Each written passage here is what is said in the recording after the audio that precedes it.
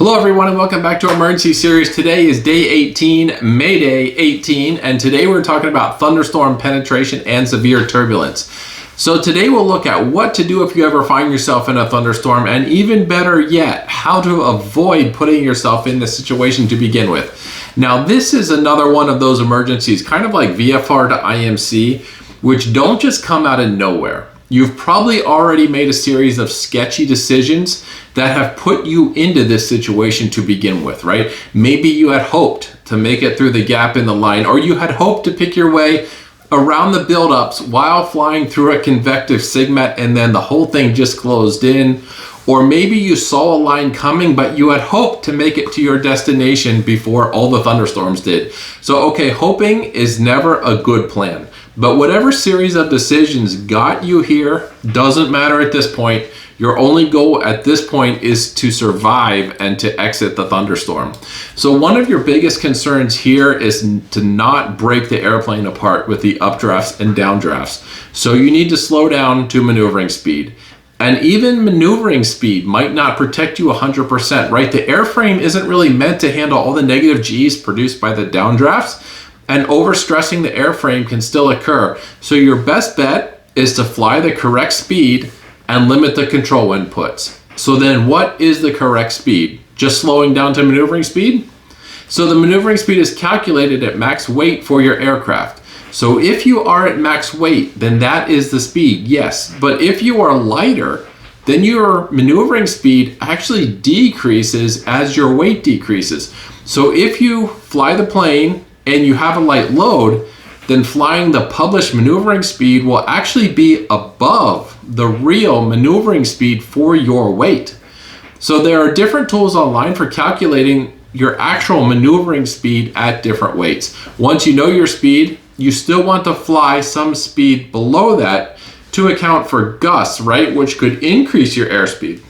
Okay, so how much below then should the target be? Well, you also want to be high enough so you have enough airspeed to avoid a stall as well. So you want to fly a speed that gives you some cushion kind of on both sides, right? So now what about control inputs, right? You're going to be getting bounced around a lot, but don't be consistently trying to hold an altitude or heading, right? The focus should be on trying to maintain level pitch, wings level attitude. And then while doing this, you're going to need to accept fluctuations in altitude and heading. So then how to escape the thunderstorm that you're in?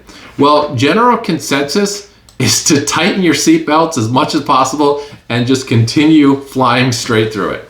Okay, so trying to fly through a thunderstorm is a little bit too exciting for me. So what can we do to try to just avoid that situation altogether? Well, getting a proper understanding of the weather conditions en route before your flight is a big part of it, right? Obviously, there can be clear signs by consulting a weather radar map, by reviewing convective SIGMETs, which will show areas where thunderstorms are likely to develop.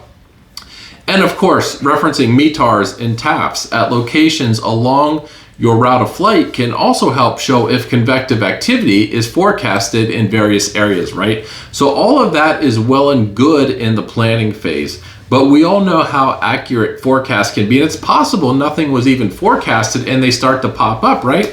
At this point, I think the key is to keep your options open. So don't get yourself into a position where the only option left is thunderstorm penetration, right?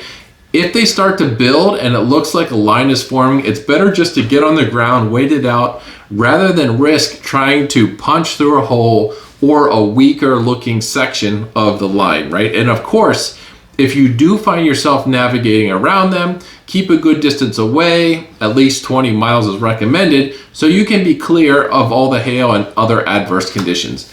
Better yet, just stay on the ground if there are thunderstorms around. You don't want to be messing with them at all, especially in these light training aircraft. So there you go, day 18, thunderstorm penetration and severe turbulence. Hope you enjoyed today. Fly safe, everyone. Stay away from thunderstorms, and we'll chat again tomorrow.